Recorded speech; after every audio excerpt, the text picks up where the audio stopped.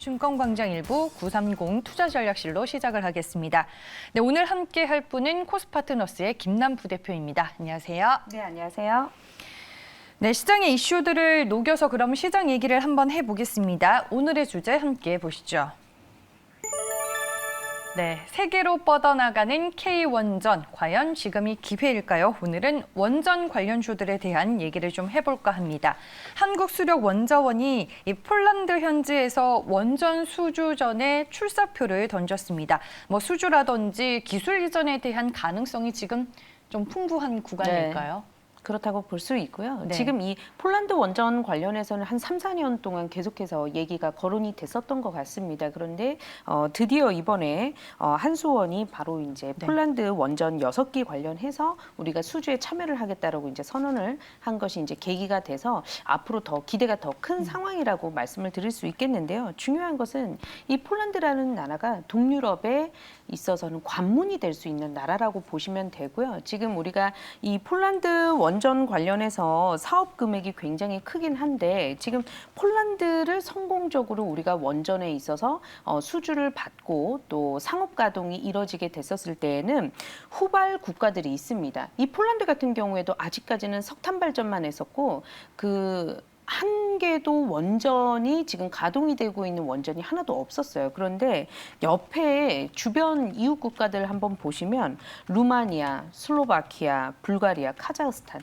이런 곳들이 죄다 원전이 없는 혹은 추가적으로 원전 건설이 많이 일어나야 되는 이제 그런 상황이다라고 보시면 될 것 같고요. 그래서 이번 폴란드 원자력 협력 협정 관련해서도 미국하고 먼저 폴란드가 이 원전 관련해서 협력을 맺은 바 있고요. 그런데 가장 최근에 어떤 일이 있었죠? 우리가 한미 정상회담을 통해서 미국과 앞으로 원전 수출에 있어서는 양국이 힘을 합쳐서 같이 뻗어나가 보자 이렇게 발언을 했고 또 실제로 협정을 맺었던 측면이 있습니다. 이게 어떤 것을 의미를 하냐면 바로 중국과 러시아를 견제를 하겠다는 겁니다.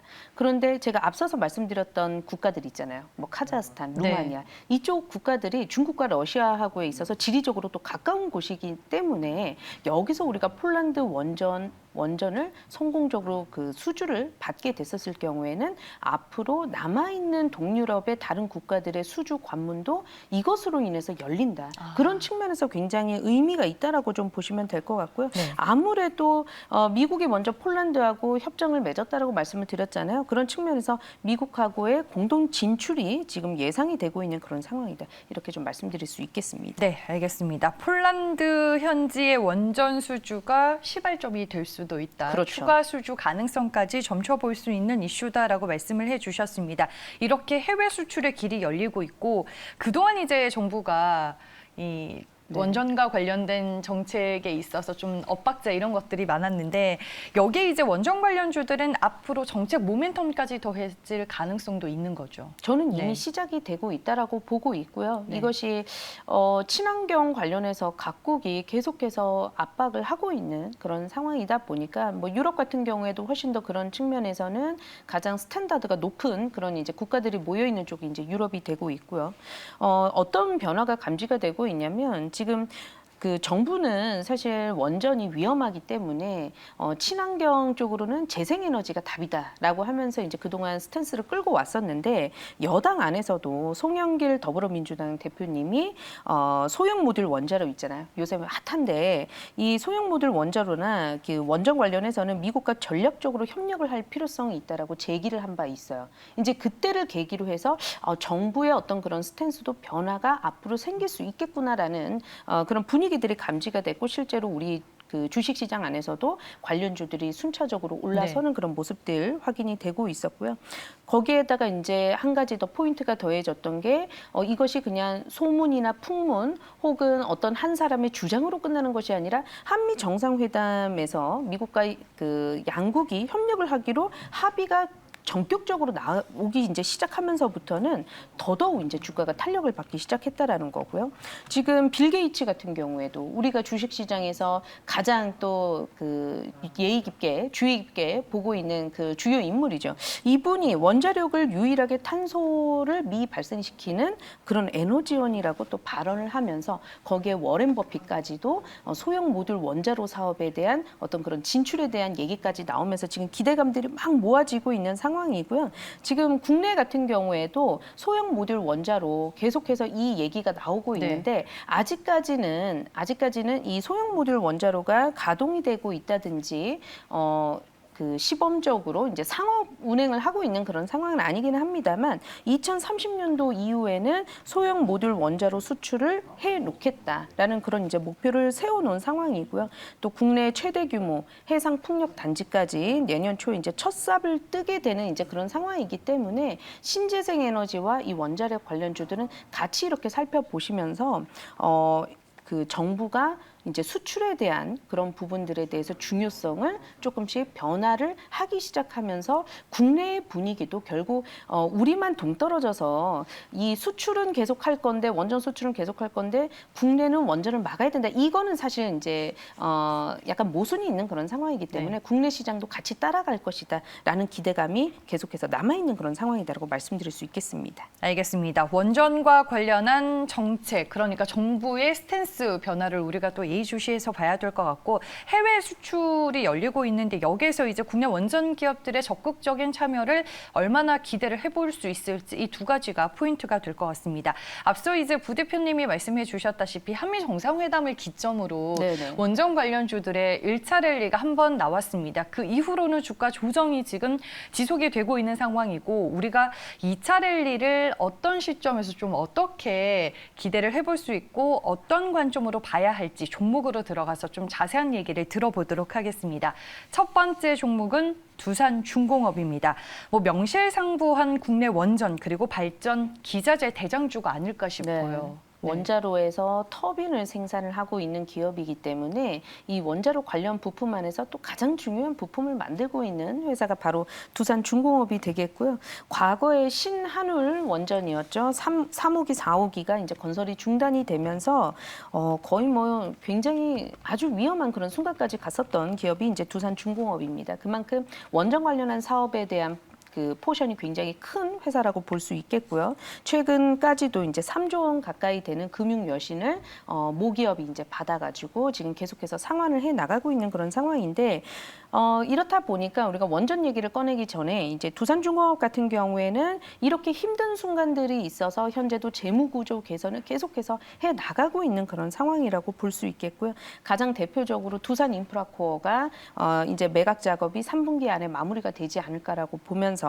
이렇게 되면 두산중공업의 캐시카우 역할을 했었던 두산인프라코어가 사라지게 되면 누가 캐시카우 역할을 할 것인가에 대한 의구심이 이제 드실 텐데 현재 두산바켓하고요. 그리고 두산에서 산업 차량을 가지고 오게 됩니다. 그래서 당분간은 이들이 인프라코어가 떠난 그 자리를 메워줄 가능성이 크다라는 거죠. 실제로 1분기에는 실적이 이러한 부분들로 인해서 또 금융권의 여신들도 상환을 해 나가기 시작하면서 1분기 실적이 꽤 괜찮게 나왔습니다. 1분기 기준으로는 영업이익이 한 3,400억 가량 나오게 됐고요. 순이익이 2,480억 가량이니까 흑자 전환을 확실하게 한 셈이 됐고요. 이런 것을 필두로 해서 이제 2분기, 3분기, 4분기도 어느 정도 그 자회사들의 캐시카우 역할을 해주는 자회사들을 이제 뒷받침이 돼서 앞으로의 그 원전 관련한 추가적인 이제 수출이라든지 프로젝트에 한층 더 다가가게 된 그런 이제 상황이라고 볼 수 있는데 중요한 것은 그동안에는 원전 관련하면 두산중공업이었는데 여기에다가 플러스 알파로 신규 사업까지 지금 최근에는 진행을 하고 있다라는 겁니다. 그게 이제 뭐냐면 수소가스 터빈하고요. 또 해상 풍력 쪽 관련해서 신재생 에너지 관련 관련한 그 비즈니스 쪽으로 조금 더 그 매출 비중을 늘려나가려고 하는 그런 시도가 보여지고 있어요. 그래서 이런 부분들이 앞으로의 두산중공업이 또 최근에는 원전 수출과 관련한 프로젝트들이 조금씩 얘기가 나오고 있기 때문에 앞으로 그동안에 어려웠던 그런 시기를 뒤로 하고 앞으로는 그래도 좀 실적을 더 쌓아서 마지막 남아있는 금융 여신도 상환을 하고 또 재무 구조가 완벽하게 개선이 되는 그런 모습들이 현재는 기대가 되고 있다. 이렇게 좀 말씀드릴 수 있겠습니다. 알겠습니다. 두산중공업이 가지고 있는 여러 가지 포인트들에 대해서 먼저 이제 설명을 해주셨고요. 6월 초에 신고가를 찍은 이후 주가는 최근까지도 횡보세가 이어지고는 있습니다. 투자 매력도 별점으로 확인하고 저희가 기술적인 흐름까지 분석을 해보겠습니다. 별점은 몇 점일까요? 별점은 4개 드리도록 하겠습니다. 네, 한 개 빠진 이유는 뭘까요, 부대표님? 아무래도 지금은 재무 구조가 완벽하게 지금 마무리가 되어 있는 상황은 아니고요. 지금 진행을 하고 있는 폴란드 원전 기본 설계 수주 소식이라든지 각종 이런 수주 소식이 더해지면서 주가가 한 차례 큰 폭으로 올라선 상황인데다가 지금 시장이 약간 어려운 시장이기 때문에 이런 분위기를 감안을 한다면 별은 하나는 좀 빼야 되지 않을까라는 관점에서 하나를 뺐습니다. 네, 알겠습니다. 차트도 한번 볼게요. 네, 지금 보면요. 당분간은 계속해서 이러한 횡보세가 좀 유지가 되지 않을까라고 보여지고 있습니다. 두산중공업이 6월에 32,000원 선까지 한번 치고 올라갔었다가 그 뒤부터는 좀 박스권 흐름을 보여주고 있고요. 많은 분들이 이 6월에 두산중공업을 매수를 하셨던 것 같아요. 그래서 유동성이 큰 폭으로 유입이 됐었고 최근에는 그보다는 조금 더 약한 거래량이 들어오고 있기는 합니다만 박스권 상단 23,000원, 박스권 하단이죠. 하단 23,000원, 상단 27,000원 안에서 지금 움직이고 있는데 이 하단선을 큰 폭으로 이탈시키지만 않는다 그러면 이때 들어왔던 유동성이 빠져나가기는 조금 힘들지 않을까라고 보여집니다. 이 원전 관련주들은 중장기적인 그 관점에서 보고 좀 접근을 지금 현재와 같은 바닥권에서 한 차례 올라선 상황에서는 좀 그러한 중장기적 관점에서 좀 노려보셔야 될 것 같고요. 일단 1차적인 목표가를 27,800원 선, 이 가격선을 확실하게 돌파되는 것을 보고 목표 주가를 계속해서 올려가시는 투자 전략을 좀 말씀드리고 싶습니다. 알겠습니다. 지금 25,000원대 상당히 많은 매물이 또 존재하고 있습니다. 27,000원, 28,000원 돌파 여부를 먼저 체크해보자라고 전략까지 세워주셨습니다. 다음 원전 관련주 두 번째 종목은 한전기술입니다. 해외 원전 수주와 관련해서 상당히 또 크게 움직이는 종목으로 알고 있어요. 네, 오늘 시장에서도 한전기술이 거의 4% 가깝게 상승이 나오고 있는 그런 상황인데요. 세계 유일의 원자로 계통의 설계도 가능하고 또 원전 종합 설계가 모두 가능한 유일한 업체입니다. 그렇기 때문에 우리가 한전기술 하면 요새 많이 주가가 올라가고 있는 기업 이렇게만 볼 것이 아니라 정말 전무후무한 그런 기술력을 가지고 있는 기업이라고 생각을 해보셔야 될 것 같고요. 한전의 자회사라고 보시면 됩니다. 그런데 더욱더 이제 주목을 해봐야 되는 부분은 2019년도에요. 2년 전에 미국의 원자력 규제 기관이 있습니다. 여기에서 이 한전기술이 개발을 한 한국형 원전에 대해서 최종 설계 인증을 취득을 했는데 세계 최초로 취득을 했고요. 이 최초로 취득을 했다라는 것 때문에 앞으로 남아있는 해외 쪽의 프로젝트에 있어서 굉장히 유리한 고지에 올라가 있는 기업이 이제 한전기술이라고 보시면 될 것 같습니다. 그래서 이것은 뭐 단순히 한전기술이라는 기업에 국한된 이슈만도 아니고 신규 건설 국가에 대한 수출 경쟁력을 우리나라가 확보를 했다라고 좀 이해를 해보시면 되겠고요. 올해만 하더라도 벌써 3건의 수주를 따냈습니다. 지금 누적 금액으로만 따져보자면 한 3,300억 원 정도의 금액이라고 좀 볼 수 있는데 이것이 작년 한 해 동안 수주를 받았던 금액에 벌써 2배가 많은 금액을 올해 상반기에 이뤄냈다라고 좀 이해를 해보시면 될 것 같고요.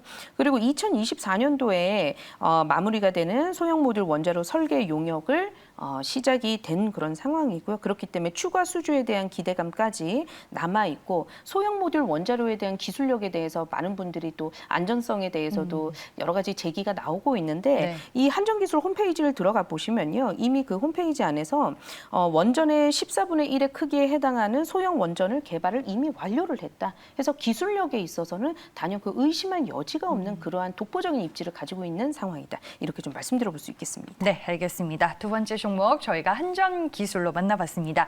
이 종목 오늘 뭐 말씀해 주셨다시피 시장 대비 주가 흐름이 상당히 좋습니다. 투자 매력도 몇 점 주실지 궁금한데요. 별점은 몇 점일까요? 별점을 조금 바꾸고 싶었는데 별점 3개를 드리도록 하겠습니다. 네, 뭐 4개로 바꾸고 싶으셨어요? 4개로 바꿀 수 있으면 4개로 바꿔보도록 하겠습니다. 그러면은 저희가 4개로 바꿔볼게요. 예. 네, 4개로 바꾸신 이유를 들어봐야 될 것 같은데. 일단 최근에 시장 상황이 분위기가 좋지 않기 때문에 시장과 독보적인 길을 가는 종목에 대해서는 우리가 조금 더 관심을 가져봐야 될 것 같고요. 물론 이것은 이제 단기적인 관점에서도 말씀을 드리는 거지만 사실 결론적으로 전 글로벌 국가들이 이 친환경 그리고 탄소 중립을 위해서 원전을 계속해서 건설을 해 나가야 되는 그런 상황이 된다면 기술력을 단연코 독보적으로 유지를 하고 있는 기업 쪽으로의 프로젝트들이 계속 몰리지 않을까라고 생각을 해요. 그래서 그 관점에서는 전일에 또 나왔던 기사로 인해서 오늘 한전기술만이 거의 시장에서 관련주 안에서 4% 가까이 오르고 있으니까 네. 이런 부분들 감안을 해보면 시장도 탑픽은 한전기술이라고 보고 있는 게 아닐까라는 관점에서 별점을 바꿔보도록 하겠습니다. 알겠습니다. 차트 흐름도 같이 봐주시죠. 뭐 두산중공업과 패턴은 좀 비슷한 것 같아요. 네, 패턴은 비슷해 보이기는 하는데 지금 4월, 5월에 한 차례, 두 차례 슈팅을 보여준 적이 있고요. 그리고 또 가격 조정을 통해서 어느 정도 고점권 매물을 소화를 하면서 지금 순차적으로 올라가는 듯한 그런 모습들이 확인이 되고 있죠. 그리고 7월 들어서서도 거래량이 또 역대급 거래량이 나오면서 유입이 되면서 지금 20일 이평선 위에서 거래가 되고 있는 기업입니다. 그래서 이러한 부분을 좀 주목을 해보셔야 되는데 다만 현재 보유를 하고 계시는데 비교적 6만 원권 부분에서 진입을 해보셨던 분들이라면 리스크 관리 가격을 48,000원 선에서는 좀 대응을 해보셔야 될 것 같고요. 63,000원 지난 6월에 고점마저 돌파를 하는 그런 모습들이 최근래에 나오게 된다면 추가적인 목표 주가를 계속해서 상향 조정도 해볼 수 있는 기업이 되지 않을까라고 보고 있습니다. 네, 알겠습니다. 두 번째 종목 한전기술이었고요. 별점을 4개로 바꿔주셨습니다. 그럼 이제 마지막 종목을 들어봐야 될 텐데 원전 관련주 안에서 김남 부대표가 또 공략해볼 만한 종목으로 보는 기업은 뭘까요? 네, 저는 우진이라는 기업을 네. 가지고 왔어요. 이 우진이라고 하면 이 기업이 뭐 하는 기업이지라고 생각을 하시는 그런 분들도 계실 텐데 이 회사 같은 경우에는 원전의 계측기를 제조를 하고 있는 회사고요. 굉장히 또 독보적인 시장 점유율을 확보를 하고 있습니다. 매출 구성의 절반이 이제 계측기 쪽에서 나오는데 가동을 이미 하고 있는 원전들이 있죠. 여기에도 이제 부품을 계속해서 교체를 하게 됩니다. 그런데 이 교체용 예비품 같은 경우에는 국내에서 독점적으로 공급을 하고 있는 회사가 우진이고요. 그렇다 보니까 진입 장벽이 굉장히 높습니다. 원전 관련 사업들이 뭐 대반 다 그런 것 같아요. 진입 장벽이 높기 때문에 지금도 현재 독점 공급 중인 이 비즈니스가 앞으로도 과점을 계속해서 해나갈 가능성이 크다라는 거죠. 그리고 대다수의 프로젝트가 지금 해외 쪽에서 발생이 되고 있는데 제가 한 가지 지금 주목을 끌만한 이슈가 여기에 나옵니다. 지금 일본에서 후쿠시마 네. 오염수 있잖아요. 도저히 저장할 용량이 꽉 차서 내년부터는 태평양 쪽으로 계속해서 20-30년에 걸쳐서 방류를 하겠다라고 선언을 네. 했습니다. 그런데 주변 국가인 우리 입장이나 뭐 중국 같은 경우도 그렇지만요. 이 부분이 상당히 꺼려지는 그런 상황이거든요. 그런데 이 우진이 뭐를 하고 있냐면 가장 위험한 방사능 물질이 세슘인데요. 이 세슘을 99% 걸러내는 기술을 가지고 있습니다. 그래서 후쿠시마 방사능 오염수가 과거에도 이슈가 될 때마다 우진이 그로 인해서 주가가 움직이기도 했었고요. 제염 사업에 본격적으로 진출을 했기 때문에 제염 사업이 비산재에서 뭐 토양, 침출수 그리고 이런 방사능 오염수까지도 앞으로 계속해서 좀 비즈니스가 확장이 되지 않을까라는 측면에서 놓고 본다면 원전 관련해서는 이미 대다수의 종목들이 한 차례 올랐지만 후쿠시마 오염수 관련해서는 22년도부터 시작이 된다고 하니까 아직 어떻게 보면 진행도 되지 않은 상황에서 제염 사업을 할 수 있는 기업이 우진이다. 이렇게 좀 말씀드릴 수 있을 것 같습니다. 네, 알겠습니다. 후쿠시마 방사능 오염수와 관련된 모멘텀을 또 주목해서 볼만한 종목이다라고 설명을 해주셨습니다. 우진, 이 종목의 투자 매력도 별점으로 들어볼게요. 별점 5개 네. 드리도록 하겠습니다. 5개짜리 종목이 나왔습니다. 그러면 기술적인 흐름 차트를 통해서 보고 가격 전략까지 확인을 해볼게요. 네, 지금 보면 네. 우진 같은 경우에는 오늘 8,500원권 부근에서 움직이고 있는데요. 비교적 시장 대비해서는 견조한 움직임 띄고 있는 것 같습니다.